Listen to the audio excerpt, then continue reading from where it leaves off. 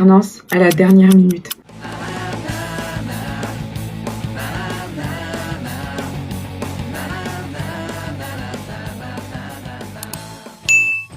On m'a dit, Abondance, au point où t'en es, il te faut pas une alternance, il te faut un stage. La vérité, j'avais plus envie de chercher. L'école, ils m'appellent, ils disent, écoute, Abondance, il te reste une semaine pour trouver une alternance.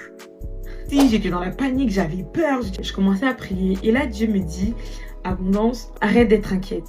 Lâche tout. Nomme les choses. Nomme-les. Ok, j'arrête de m'inquiéter pour ça, j'arrête de m'inquiéter pour ça, j'arrête de m'inquiéter pour ça.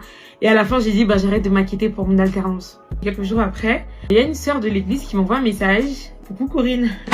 Elle me dit, écoute Abondance, telle personne qui cherche tel poste, etc. et tout. Et là, j'ai vraiment pas attendu. J'ai envoyé CV, j'ai tout fait, mail, j'ai raconté ma vie. Elle me donne une date d'entretien. Et je suis sortie de l'entretien comme si je l'avais déjà. C'était exactement le type d'entreprise que je voulais. Mais exactement. Tout le storytelling de l'entreprise, c'est ça que j'imaginais. Et même en mieux, on m'appelle et on me dit, écoute Abondance, on a vu avec ton école, on te prend. On te fait une promesse d'embauche. Et à la rentrée, tu commences ton alternance. Le deuxième miracle après ça, c'est que en fait, je me suis dit, bon, c'est cool. Mais mon stage, ça veut dire que je vais le faire en juillet jusqu'en août. Mais moi, le 26 août, j'ai un événement sur Paris toute la semaine.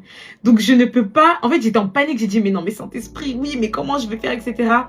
Et là, je regarde les dates du contrat. Devinez, mon stage, il se termine quand? Il se termine le 25 août. J'ai dit, Saint-Esprit, c'est une blague. Mais t'as tout orchestré, t'as fait en sorte que je trouve un stage, qu'à la rentrée, j'ai une alternance et qu'en plus de ça, mon stage finit pile au moment où il y a l'événement. Si tu es vraiment là où Dieu veut que tu sois, il va forcément ouvrir une porte. Mais cette porte, elle va s'ouvrir selon ce que toi, tu veux. Est-ce que réellement tu veux que cette porte, elle s'ouvre? Si tu veux qu'elle s'ouvre, garde la foi. Ne laisse tout simplement pas l'anxiété, la peur venir prendre sur ta foi. Dieu va faire. Il n'y a pas de raison qu'il ne fasse pas.